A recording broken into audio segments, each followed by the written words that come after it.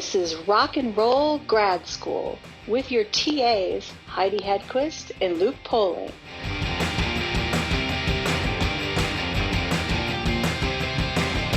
Hello, kiddies. We're going to have a good time together. And I feel like, if I may, Heidi, Yes. thank you.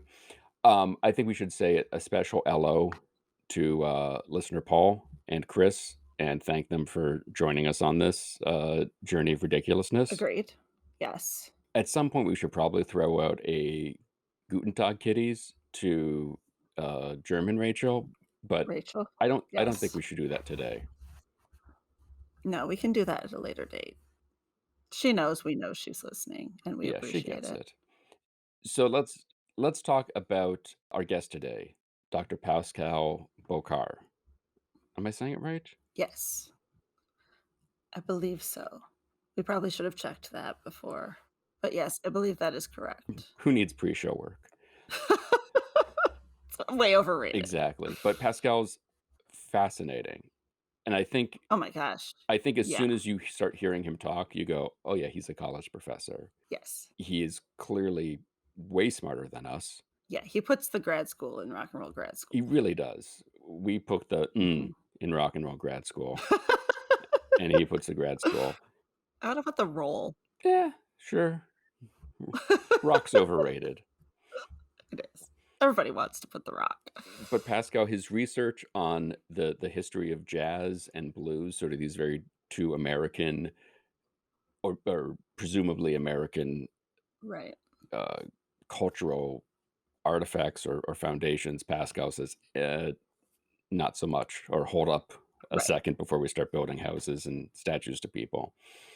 A bunch of really cool information, fun facts about the banjo, which I think really cool facts. Yeah.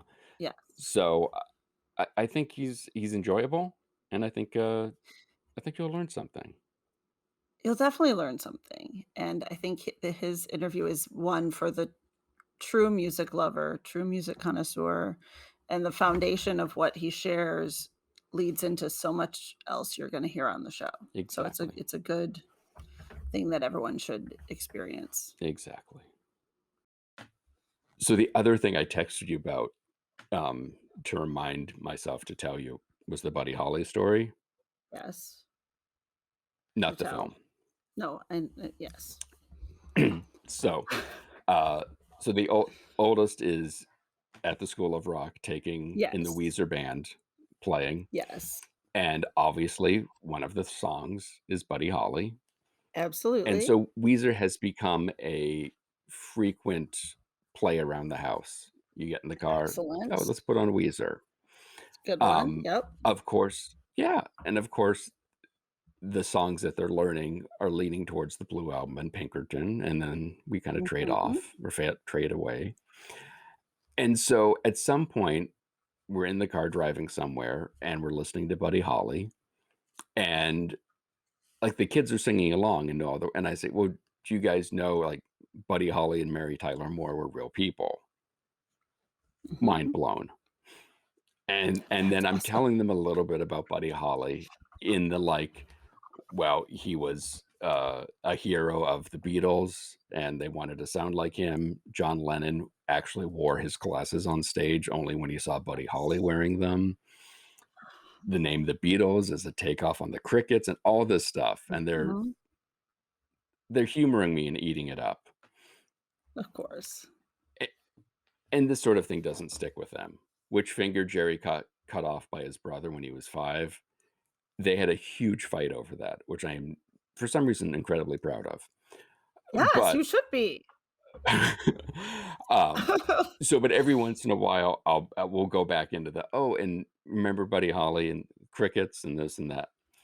And so a few weeks ago, we see my in-laws for the first time in forever. And my son talks with her for a bit and goes away. And her and I start talking. She says, oh, he's really into music. I'm like, yeah, he's really enjoying the drums and doing all of this stuff. And she said like, oh, and he told me he's doing all these Weezer songs. And we talked a little about Buddy Holly. And I'm thinking, oh, because you told him about the glasses and the crickets and the sun, and then she just Right. goes, and the crash. I'm like, excuse me, what? Oh, no. No, no. No, no, no. Yes, Oh, yes. no.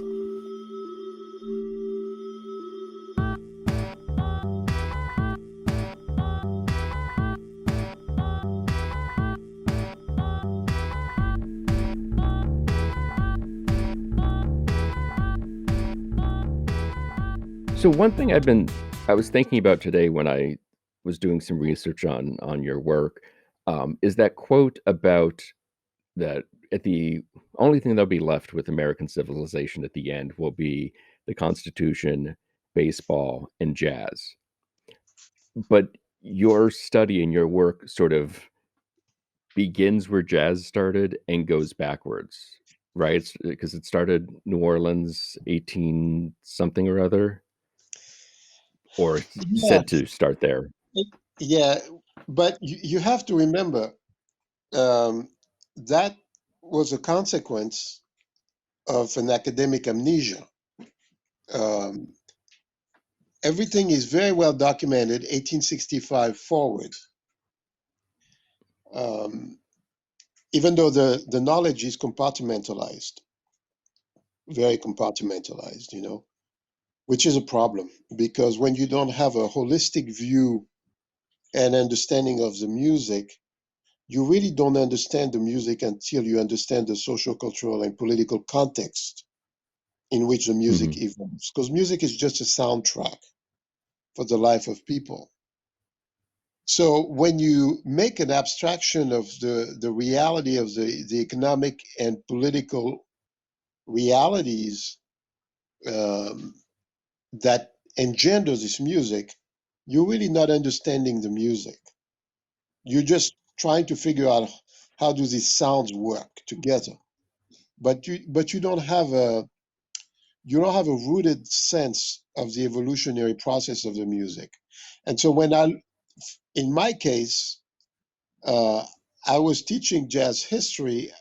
Fortunately, I'm not just an academic because I've played with the jazz masters, and so I had a completely different outlook than people in academia.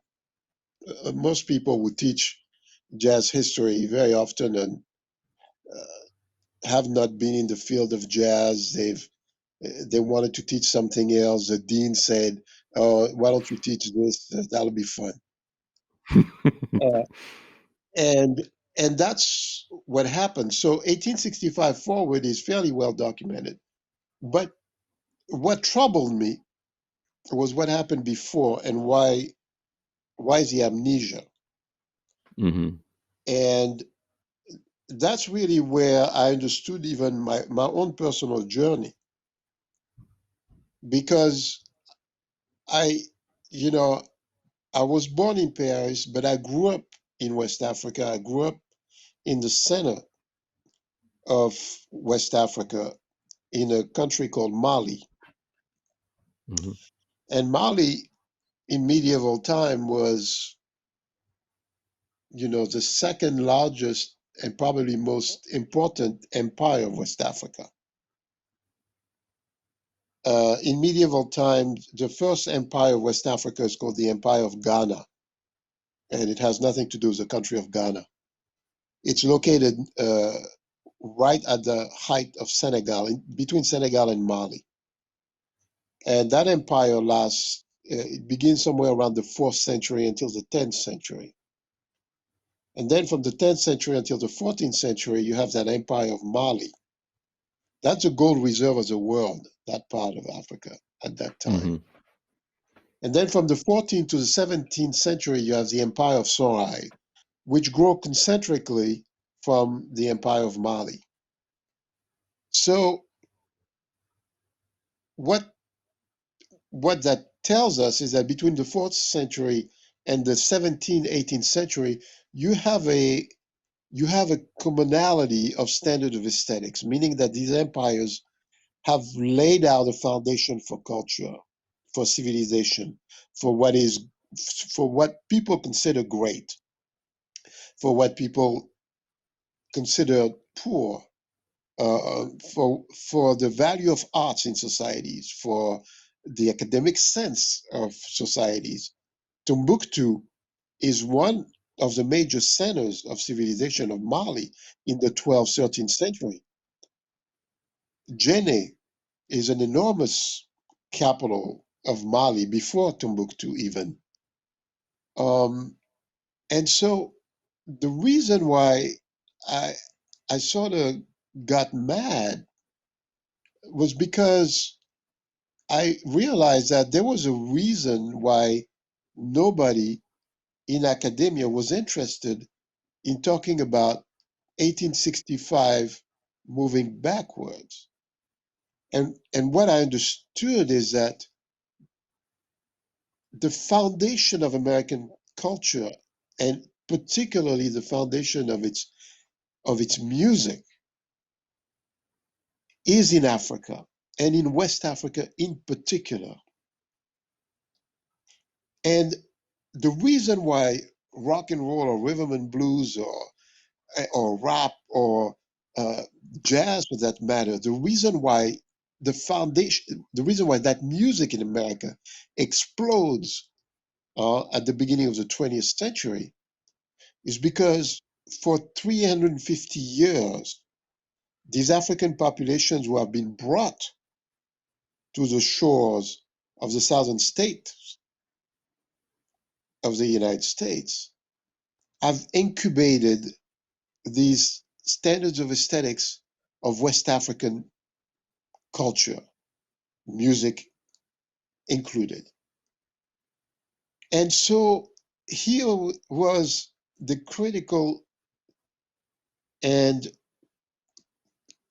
paradoxical, the contradiction, which was that it was a minority population, because African Americans today represent about 12% of the total population. I think they're about 31 million or so, something like that. So maybe even 11%. And yet it is that minority group who gave the majority population of European descent the only art form this country is known for and revered all over the world. Academia had a problem with the foundation of this art form, recognizing that it came from Africa.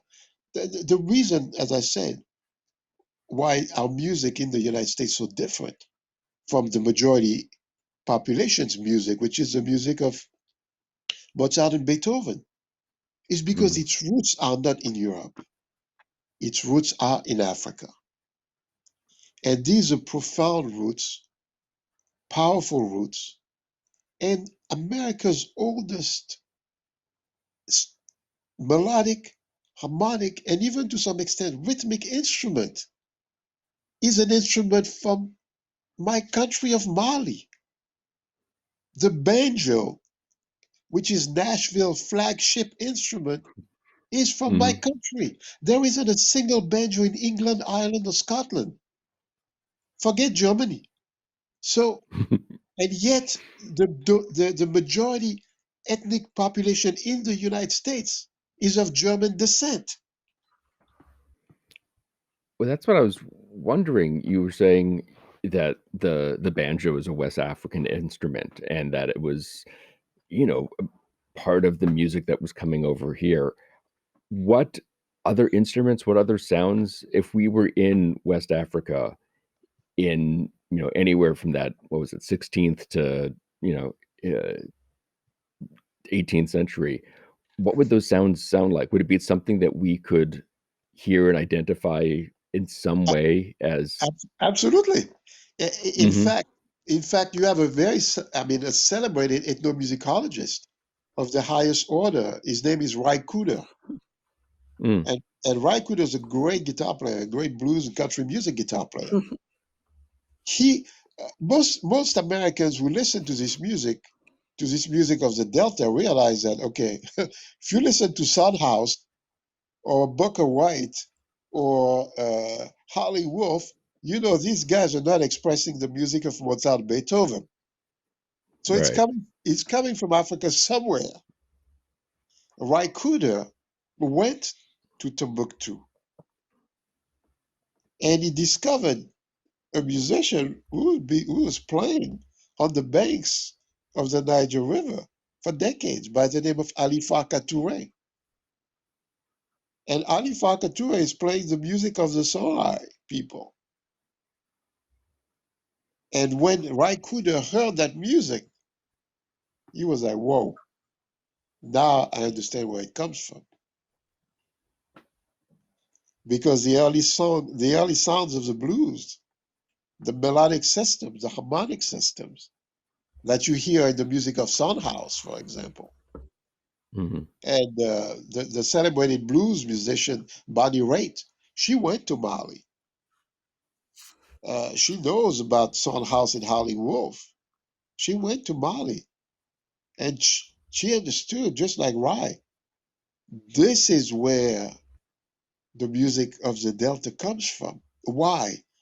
It's easy, because first of all, the banjo, which we call goni in Mali, in Malinke, which we call khalam in Wolof in Senegal, and most West Africans, like me, speak 2 or 3 West African languages.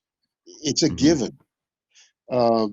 We have that instrument, which in the United States becomes the banjo. That's the instrument of the people. Everybody can make it. It's 2 or 3 strings. It's a gourd and a fingerboard, and you play these tones. Classical music doesn't know how to script. Blue notes. Mm-hmm. We play lots of blue notes, and we like them. You know.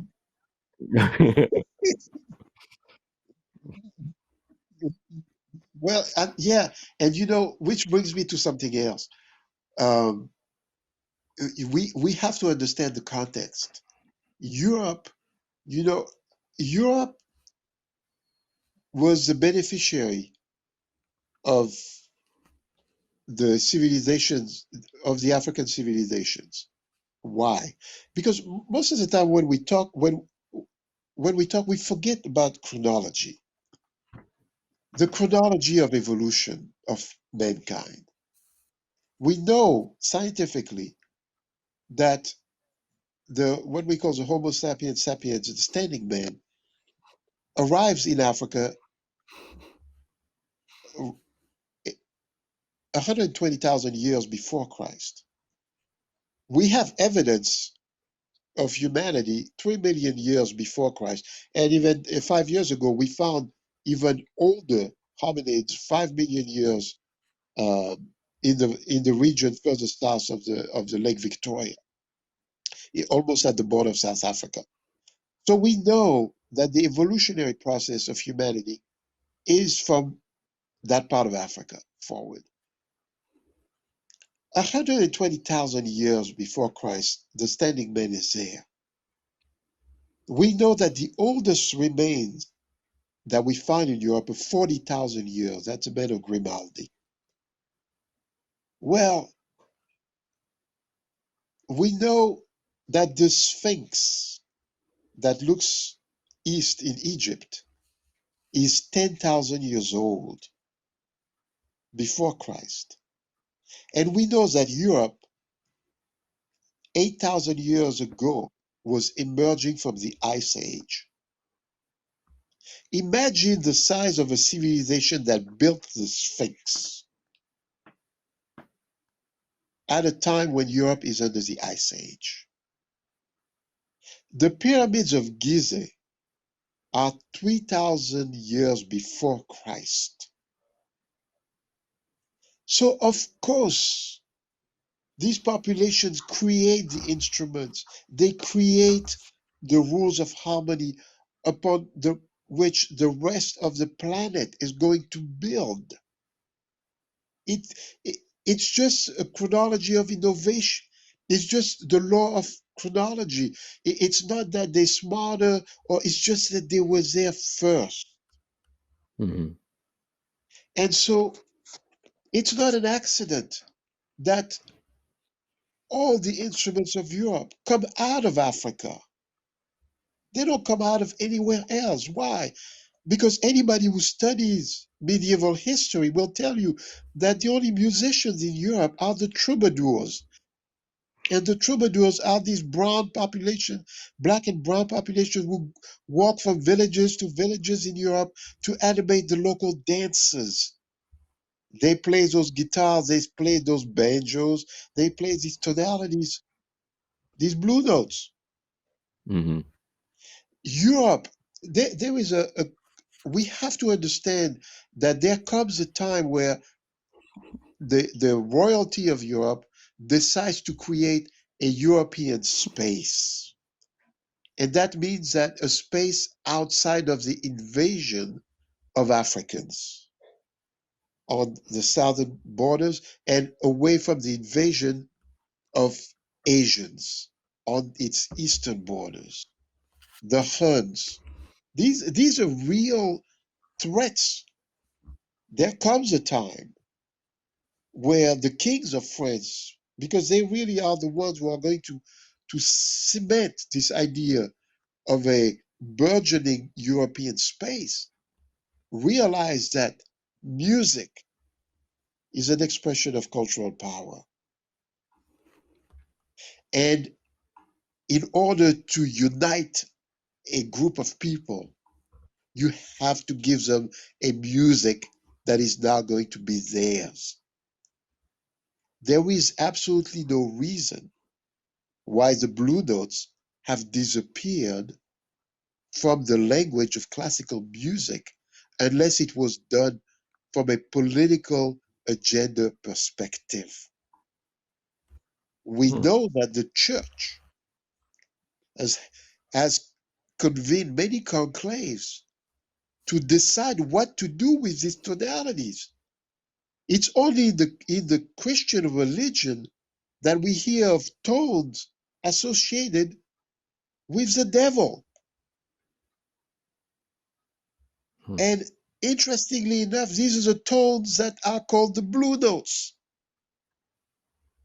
So there's an effort in Europe at one time to remove these colors, these ethnic sound, these blue notes out of the circulation, out of the European theater. It's an effort because Europeans have understood that music is an expression of cultural power and they need to create their own music. That's And that's how fascinating. Bach comes along. And let me say, just to give you a perspective on this concept, I asked my students, I said, okay, where does Christianity begin? So most of them say, oh, well, Christ was born in Israel, Palestine, in that area. I say, absolutely. Palestine, not Israel. Israel is 1948 creation, but Palestine for sure. Kingdom of Jordan. I said, when you think about it, I mean, there's a book that I didn't write that said that these Jewish populations were in Egypt, in Africa for 300 years. I said, if you go to Sunday school, they teach you that right away. And I've had conversations with rabbis and they say, yeah, no, it's true. I said, okay, so if you were there for 300 years in Africa, what do you think you guys did at night in Africa in the heat for 300 years? You multiplied with Africans because that's what humans do. Right. So now you start thinking about that. You think about, I said to them, where's the first Christian church? And they say, oh, it's in Rome. I said, no. The first Christian church, which still has a pope from whom the term pope comes from, which means leader in their language, is in Alexandria, Egypt. It's not in Rome. I said, let's go back so we can understand how academia confuses and creates a cloud. What do the Romans do to Christians for their own enjoyment downtown Rome? They build a stadium that they call the Colosseum to feed them to the lions. That's what they do. That's documented. We know it. And nobody denies it. I said, so Christians were not going to Europe. Europeans were not interested in Christianity. That's why they fled to Africa. Egypt was still a very strong hold of cultural aspirations. The first Christian church from which the cross, the symbol of the cross, which is an Egyptian symbol, which is what we call an iconic symbol, it's in Egypt. It's in Egypt. It's in Africa. These populations are going to flee even further south into the mountains of Ethiopia. They're going to move back out of these areas to move all the way to Turkey to create the second Christian church, which is called the Orthodox Church, which is the church that the Greeks and the Russians pray to. That's Pope number 2. Christians are still not interested in Christianity. I mean, Europeans are still not interested in Christianity. And when they do, 900 years after the birth of Christ, they pick a clergyman that they move around. First, he's in the south of France, in Avignon. It's well documented. He tries to tell the king of France what to do. The king of France kicks him out, sends him over to Germany. The dukes of Germany don't like him either because they realize that these guys after power. They send him to Switzerland, which is the reason why these funny-looking outfits that are in charge, the funny-looking guys with their funny outfits in charge of the security of the Pope, are the Swiss guards. Then they move him to Rome. He creates mischief over there. The Roman mayors and so forth don't want to deal with him. They say, okay, we need to put him in a spot that's going to be his own spot. He can't come out unless he gets a visa. We can't go in there unless we get a visa. That's the Vatican. That's late. That's a slow Pope. But the reason why it makes sense for music is because when you listen to the early music of Christianity, the Gregorian chants, first of all, nobody chants in Europe at that time. But the Gregorian chants are written in 6/8. 6/8 is the center of African rhythms. That's the polyrhythmic essence of swing.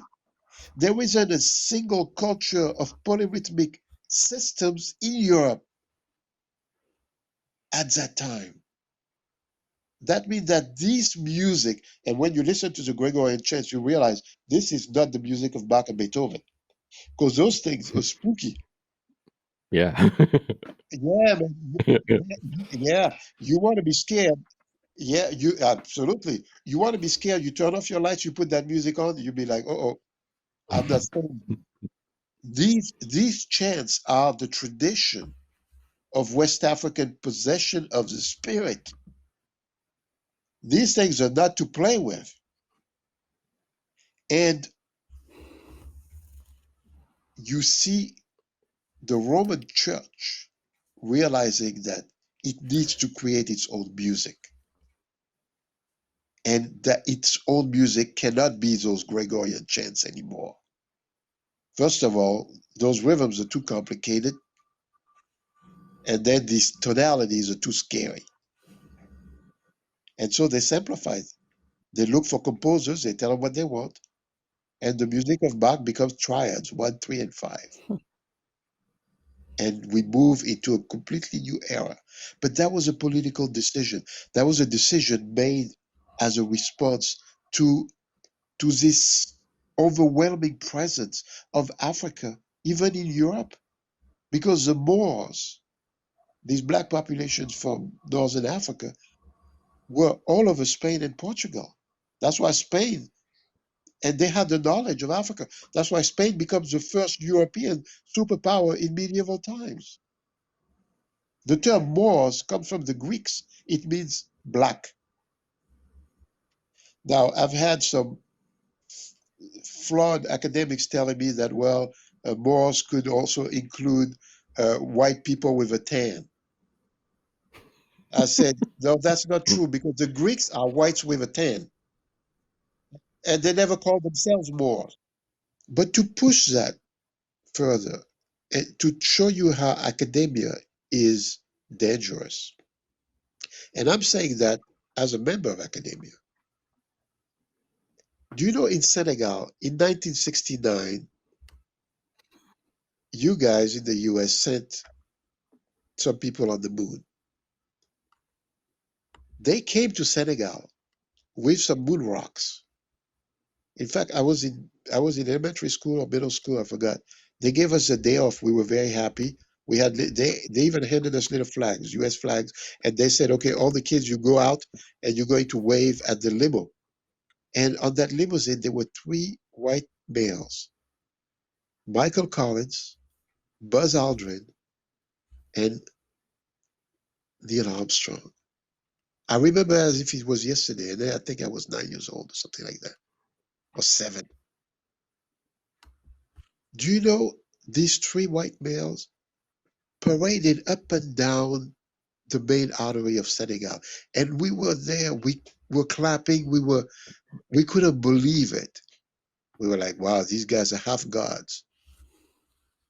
Do you know that it took 50 years to NASA for NASA to tell us that the only way these three guys went on that bus from Cape Canaveral to the moon and back was because an entire division of black women calculated the elliptical orbits at a time when computers were not even trustworthy. An entire division of black women, led by an African American PhD in mathematics by the name of Katherine Johnson. It took 50 years. I said, that's criminal.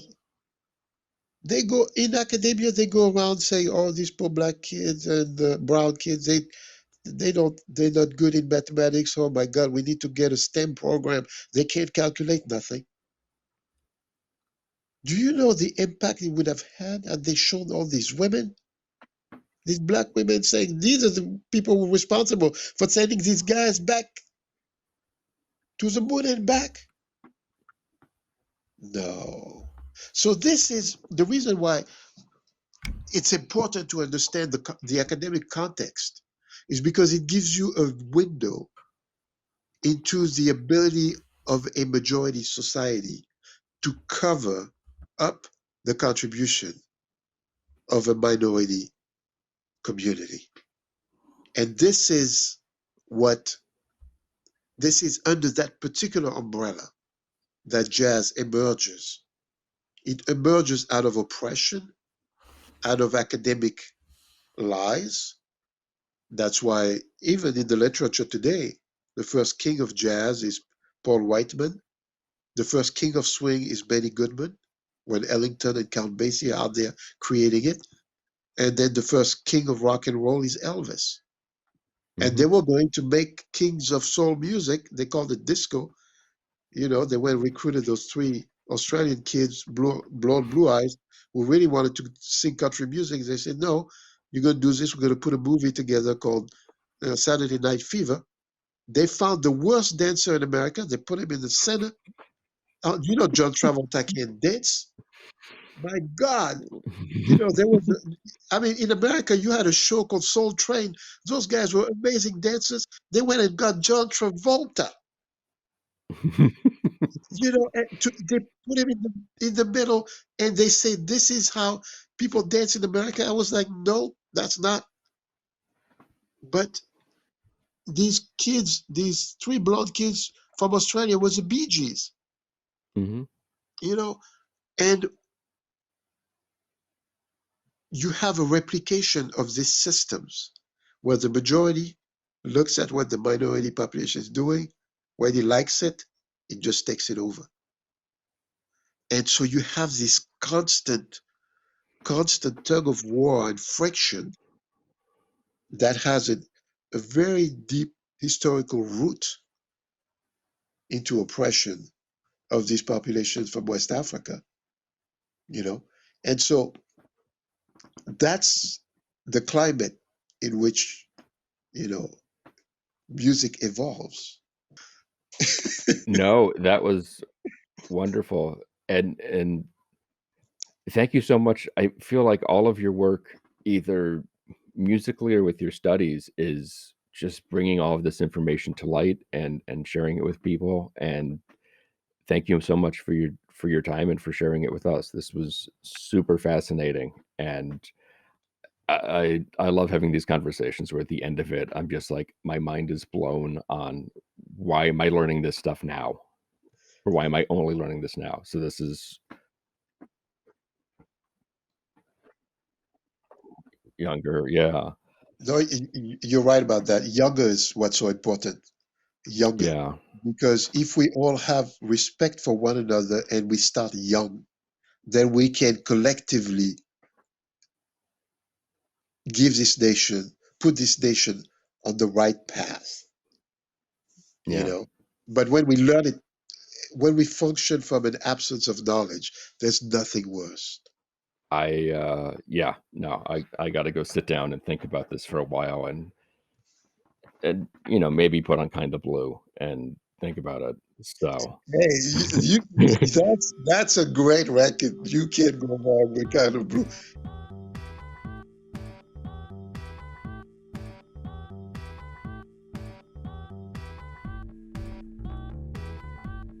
For more information about Dr. Bokar, his book, and his band, check out his website, afrobluegraspascalbokar.com.